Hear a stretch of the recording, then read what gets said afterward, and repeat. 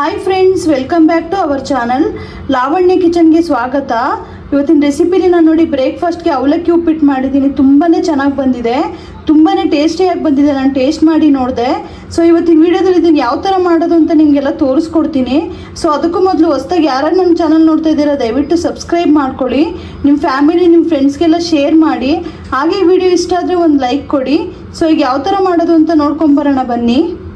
ಅವಲಕ್ಕಿ ಉಪ್ಪಿಟ್ಟು ಮಾಡೋಕ್ಕೆ ಏನೇನು ಇಂಗ್ರೀಡಿಯೆಂಟ್ಸ್ ಬೇಕು ಅಂತ ಮೊದಲು ತೋರಿಸ್ತೀನಿ ನೋಡಿ. ಈರುಳ್ಳಿನ ಮೀಡಿಯಮಾಗಿ ಹೆಚ್ಚಿಟ್ಕೊಂಡಿದ್ದೀನಿ, ಬೆಳ್ಳುಳ್ಳಿನ ಸಿಪ್ಪೆ ತೆಗೆದು ಸಣ್ಣದಾಗಿ ಹೆಚ್ಚಿಟ್ಕೊಂಡಿದ್ದೀನಿ, ಮತ್ತು 2 ಸ್ಪೂನಷ್ಟು ನಿಂಬೆ ರಸ ತೊಗೊಂಡಿದ್ದೀನಿ, ಮತ್ತು ಸ್ವಲ್ಪ ನೆರಗಡಲೆ ಬೀಜ ತೊಗೊಂಡಿದ್ದೀನಿ, ಮತ್ತು ಹಸಿಮೆಣ್ಸಿನ್ಕಾಯಿನ ಮೀಡಿಯಮಾಗಿ ಹೆಚ್ಚಿಟ್ಕೊಂಡಿದ್ದೀನಿ, ಸ್ವಲ್ಪ ಕರಿಬೇವಿನ ಎಲೆ ತೊಗೊಂಡಿದ್ದೀನಿ, ಸ್ವಲ್ಪ ಕೊತ್ತಂಬರಿ ತೊಗೊಂಡಿದ್ದೀನಿ, ಮತ್ತು ರುಚಿಗೆ ತಕ್ಕಷ್ಟು ಉಪ್ಪು ತೊಗೊಂಡಿದ್ದೀನಿ, ಮತ್ತು ಅರಿಶಿನ ಪುಡಿ ತೊಗೊಂಡಿದ್ದೀನಿ, ಮತ್ತು ಸಾಸಿವೆ ತೊಗೊಂಡಿದ್ದೀನಿ, ಮತ್ತು ಕಡಲೆಬೇಳೆ, ಎಣ್ಣೆ ಮತ್ತು ಉದ್ದಿನಬೇಳೆ ತೊಗೊಂಡಿದ್ದೀನಿ, ಮತ್ತು ಅರ್ಧ kg ಗಟ್ಟಿ ಅವಲಕ್ಕಿ ತೊಗೊಂಡಿದ್ದೀನಿ.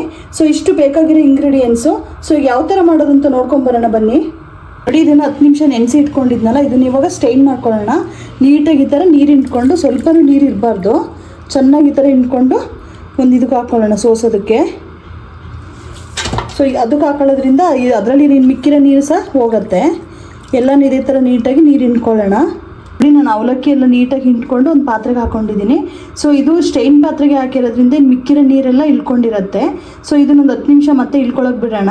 ಈಗ ಇದಕ್ಕೆ ಒಗ್ಗರಣೆ ರೆಡಿ ಮಾಡ್ಕೊಳ್ಳೋಣ. ಒಂದು ಬಾಣಲಿಗೆ ಇವಾಗ 4-5 ಸ್ಪೂನ್ ಎಣ್ಣೆ ತೊಗೊಂಡಿದ್ದೆ, ಫುಲ್ ಹಾಕೋತಾ ಇದ್ದೀನಿ. ಸೊ ಎಣ್ಣೆ ಸ್ವಲ್ಪ ಜಾಸ್ತಿ ಇದ್ರೇ ಚೆನ್ನಾಗಿರುತ್ತೆ, ಹಂಗಾಗಿ ಒಂದು 4-5 ಸ್ಪೂನ್ ಯೂಸ್ ಮಾಡ್ತಾ ಇದ್ದೀನಿ. ಸ್ವಲ್ಪ ಬಿಸಿಯಾಗಿ ಹಾಕ್ಬಿಡೋಣ ಇದನ್ನು. ಎಣ್ಣೆ ಬಿಸಿಯಾದ ನಂತರ ಇದಕ್ಕೆ ಸಾಸಿವೆ ಹಾಕೊಳ್ಳೋಣ. ಅದಕ್ಕೆ ಕಡಲೆ ಬೀಜ ತೊಗೊಂಡಿದ್ದೀನಲ್ಲ ಫುಲ್ ಹಾಕೋತಾ ಇದ್ದೀನಿ. ಸೊ ನಿಮ್ಮನೇಲಿ ಮಕ್ಳುಗಳೆಲ್ಲ ಇದ್ದರೆ ಸ್ವಲ್ಪ ಚೆನ್ನಾಗಿ ತಿಂತಾರೆ ಅಂತ ಹೇಳಿದ್ರೆ ಇನ್ನೂ ಸ್ವಲ್ಪ ಜಾಸ್ತಿನೇ ಆ್ಯಡ್ ಮಾಡ್ಕೋಬೋದು ಕಡಲೆ ಬೀಜನ. ಇದನ್ನು ಸ್ವಲ್ಪ ಫ್ರೈ ಮಾಡ್ಕೊಳ್ಳೋಣ ನೀಟಾಗಿ. ನೋಡಿ, ನೆರಗಡಲೆ ಬೀಜ ಇಷ್ಟ ಆದರೆ ಸಾಕು ಸ್ಟಾರ್ಟಿಂಗು. ಆಮೇಲೆ ಅದೇ ಇದಕ್ಕೆ ಕಡಲೆಬೇಳೆ ಹಾಕ್ಕೊಳ್ಳೋಣ. ಸೊ ಕಡಲೆಬೇಳೆನ ಹಾಕ್ಕೊಂಡು 1 ನಿಮಿಷ ಫ್ರೈ ಮಾಡ್ಕೊಳ್ಳೋಣ. ಇವೆರಡು ನೀಟಾಗಿ ಫ್ರೈ ಆದರೆ ಆಮೇಲೆ ಮಿಕ್ಕಿದೆಲ್ಲ ನೀಟಾಗಿ ಫ್ರೈ ಆಗುತ್ತೆ. ಮಿಕ್ಕಿದ ಐಟಮ್ಗಳು ಹಾಕೋಬಿಟ್ರೆ ಆಮೇಲೆ ಫ್ರೈ ಆಗಲ್ಲ, ಹಾಗೇ ಇರುತ್ತೆ. ಅದಕ್ಕೋಸ್ಕರ ಫಸ್ಟ್ ಇದನ್ನು ಫ್ರೈ ಮಾಡ್ಕೋಬೇಕಾಗುತ್ತೆ ನೀಟಾಗಿ. ಇದು ಇಷ್ಟು ಫ್ರೈ ಆದ ನಂತರ ಇದಕ್ಕೆ ಉದ್ದಿನಬೇಳೆ ಹಾಕೊಳ್ಳೋಣ. ಸೊ ಉದ್ದಿನಬೇಳೆ ಹಾಕ್ಕೊಂಡ್ರೆ ತುಂಬಾ ಚೆನ್ನಾಗಿರುತ್ತೆ. ಕೆಲವರು ಹಾಕೊಳ್ಳಲ್ಲ, ಹಾಕೊಳ್ಳಿ, ತುಂಬಾ ಚೆನ್ನಾಗಿರುತ್ತೆ. ಯಾವುದೇ ಚಿತ್ರಾನ್ನ ಅಥವಾ ಉಪ್ಪಿಟ್ಟು ಏನೇ ಮಾಡಿದ್ರು ಹಾಕ್ಕೊಂಡ್ರೆ ಹಿಂಗೆ ಚೆನ್ನಾಗಿರುತ್ತೆ. ಸೊ ಹಾಕೊಂಡಿದ್ದನ್ನು ಸ್ವಲ್ಪ ಫ್ರೈ ಮಾಡ್ಕೊಳ್ಳೋಣ. ಇದಿಷ್ಟು ಫ್ರೈ ಆಗಿದೆ ಕಾಳುಗಳೆಲ್ಲ. ಇದಕ್ಕೆ ಇವಾಗ ಬೆಳ್ಳುಳ್ಳಿ ಹಾಕೋತಾ ಇದ್ದೀನಿ. ಸೊ ಬೆಳ್ಳುಳ್ಳಿ ಆಪ್ಷನಲ್ ಅಷ್ಟೇ, ನೀವು ಬೇಕು ಅಂದರೆ ಹಾಕ್ಕೊಳ್ಳಿ. ನಾನು ಸ್ವಲ್ಪ ಎಲ್ಲದಕ್ಕೂ ಜಾಸ್ತಿ ಬೆಳ್ಳುಳ್ಳಿ ಹಾಕೋತೀನಿ, ತುಂಬಾ ಒಳ್ಳೆಯದು ಆರೋಗ್ಯಕ್ಕೆ ಅನ್ನೋಕ್ಕೋಸ್ಕರ. ಸೊ ಹಾರ್ಟಿಗೆಲ್ಲ ತುಂಬಾ ಒಳ್ಳೆಯದು ಬೆಳ್ಳುಳ್ಳಿ, ಹಂಗಾಗಿ ಸ್ವಲ್ಪ ನಾನು ಯೂಸ್ ಮಾಡ್ತೀನಿ. ಸೊ ಹಾಕೊಂಡಿದ್ದನ್ನು ಸ್ವಲ್ಪ ಫ್ರೈ ಮಾಡ್ಕೋಬೇಕಾಗುತ್ತೆ ನೀಟಾಗಿ. ಹಸಿಮೆಣ್ಸಿನ್ಕಾಯಿ ಸೇರಿಸ್ಕೊಳ್ಳೋಣ. ಸೊ ಹಸಿಮೆಣ್ಸಿನ್ಕಾಯಿ ಸ್ವಲ್ಪ ನಿಮಗೆ ಖಾರ ಬೇಕು, ಸ್ಪೈಸಿಯಾಗಿ ಬೇಕು ಅಂತ ಹೇಳಿದ್ರೆ ಇನ್ನೂ ಸಹ ಆ್ಯಡ್ ಮಾಡ್ಕೋಬೋದು ನೀವು. ನಾನು ಸ್ವಲ್ಪ ಈ ಮೆಣಸಿನ್ಕಾಯಿ ಖಾರ ಇದೆ ಅಂತೇಳಿ ಇಷ್ಟ ಹಾಕ್ಕೊಂಡಿದ್ದೀನಿ. ಸೊ ಇದನ್ನು ನೀಟಾಗಿ ಫ್ರೈ ಮಾಡ್ಕೊಳ್ಳೋಣ. ಈ ಥರ ಒಗ್ಗರಣೆಲಿ ನೀಟಾಗಿ ಫ್ರೈ ಮಾಡಿಕೊಂಡ್ರೆ ಖಾರ ಎಲ್ಲ ಒಡೆಯುತ್ತೆ ಮತ್ತು ಒಂದು ಟೇಸ್ಟ್ ಸಿಗುತ್ತೆ. ಸೊ ಹಂಗಾಗಿ ಫಸ್ಟು ನೀಟಾಗಿ ಹಿಂಗೆ ಒಗ್ಗರಣೆಲಿ ಬಾಡಿಸ್ಕೋಬೇಕಾಗುತ್ತೆ ಮೆಣಸಿನ್ಕಾಯಿನೂ ಕೂಡ. ಮೆಣಸಿನ್ಕಾಯಿ ಇಷ್ಟು ಫ್ರೈ ಆಗಿದೆ. ಇವಾಗ ಇದಕ್ಕೆ ಈರುಳ್ಳಿ ತೊಗೊಂಡಿದ್ನಲ್ಲ, ಈರುಳ್ಳಿ ಹಾಕೋತಾ ಇದ್ದೀನಿ. ಸೊ ಈರುಳ್ಳಿ ನಿಮಗೆ ಇನ್ನೂ ಬೇಕು ಅಂತ ಹೇಳಿದ್ರೆ ಆ್ಯಡ್ ಮಾಡ್ಕೋಬೋದು. ಸೊ ನಮ್ಮಲ್ಲಿ ಜಾಸ್ತಿ ಯಾರೂ ಈರುಳ್ಳಿ ತಿನ್ನಲ್ಲ, ಅದಕ್ಕೋಸ್ಕರ ನಾನು ಬರೀ ಒಂದೇ ಒಂದು ಹಾಕ್ಕೊಂಡು ನೀಟಾಗಿ ಇದನ್ನು ಬಾಡಿಸ್ಕೊತಾ ಇದ್ದೀನಿ. ಸ್ವಲ್ಪ ಬಣ್ಣ ಚೇಂಜ್ ಆಗೋವರೆಗೂ ಈರುಳ್ಳಿದು ಬಾಡಿಸ್ಕೋಬೇಕಾಗುತ್ತೆ. ಸೊ ಇದಕ್ಕೆ ಇವಾಗ ನಾನೊಂದು ಸ್ವಲ್ಪ ಕರಿಬೇವಿನೆಲ್ಲ ಹಾಕೋತೀನಿ. ಹಾಕೋಬಿಟ್ಟು ನೀಟಾಗಿ ಬಾಡಿಸ್ಕೊಳ್ಳೋಣ. ಹಸಿ ಕರಿಬೇವಿನೆಲ್ಲ ಹಾಕೋತಾ ಇದ್ದೀನಿ. ಸೊ ಹಾಕೊಂಡು ನೀಟಾಗಿ ಚೆನ್ನಾಗಿ ಬಾಡಿಸ್ಕೊಳ್ಳೋಣ. ಈಗ ಇದನ್ನು ಸ್ವಲ್ಪ ಬಣ್ಣ ಚೇಂಜ್ ಆಗೋವರೆಗೂ. ನೋಡಿ, ಈರುಳ್ಳಿ ಎಲ್ಲ ಇಷ್ಟು ಫ್ರೈ ಆದರೆ ಸಾಕು, ತೀರಾ ಗೋಲ್ಡನ್ ಬ್ರೌನ್ ಎಲ್ಲ ಮಾಡ್ಕೊಳಕ್ಕೆ ಹೋಗ್ಬೇಡಿ, ಚೆನ್ನಾಗಿರಲ್ಲ ಅವಾಗ.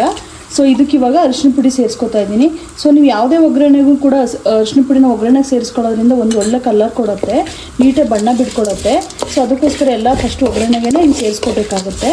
ಸೊ ಈಗ ಹಾಕೊಂಡು ನೀಟಾಗಿ ಹಿಂಗೆಲ್ಲ ಮಿಕ್ಸ್ ಮಾಡ್ಕೊಳ್ಳೋಣ ಹಿಡಿಯೋ ಥರ ಚೆನ್ನಾಗಿ. ನೋಡಿ, ಈಗ ಅರಿಶಿನ ಪುಡಿ ಹಾಕಿ ನೀಟಾಗೆಲ್ಲ ಮಿಕ್ಸ್ ಮಾಡಿ ಇಟ್ಕೊಂಡಿದ್ದೀನಿ. ಸೊ ಇದಕ್ಕೆ ಒಗ್ಗರಣೆಗೆ ಎಷ್ಟು ಬೇಕೋ ಅಷ್ಟು ಮಾತ್ರ ಉಪ್ಪು ಸೇರಿಸ್ಕೊತಾ ಇದ್ದೀನಿ. ಸೊ ಇದಕ್ಕೆ ಅವಲಕ್ಕಿಗೆಲ್ಲ ಇಲ್ಲೇ ಹಾಕ್ಬಿಟ್ರೆ ಆಮೇಲೆ ಜಾಸ್ತಿ ಒಗ್ಗರಣೆ ಎಲ್ಲ ಉಪ್ಪಾಗುತ್ತೆ, ಅವಲಕ್ಕಿಗೆ ನೀಟಾಗಿ ಹಿಡಿಯಲ್ಲ.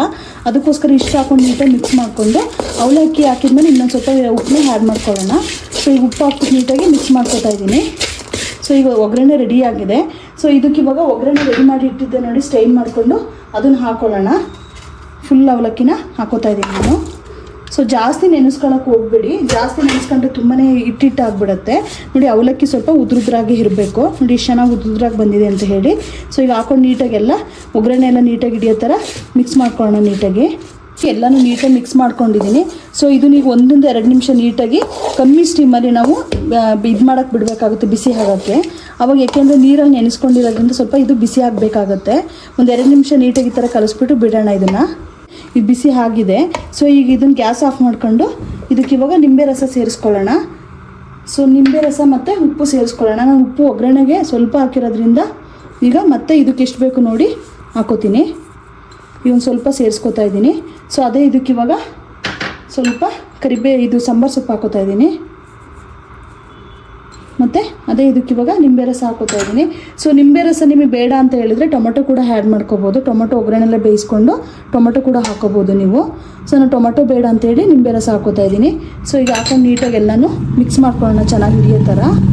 ತುಂಬಾ ಚೆನ್ನಾಗಿರುತ್ತೆ, ತುಂಬಾ ಈಸಿಯಾಗಿ ಕೂಡ ಮಾಡ್ಕೋಬೋದು. ಸೊ ಟ್ರೈ ಮಾಡಿ. ಸೊ ಈ ಥರ ನೀಟಾಗಿ ಮಿಕ್ಸ್ ಮಾಡ್ಕೋಬೇಕು.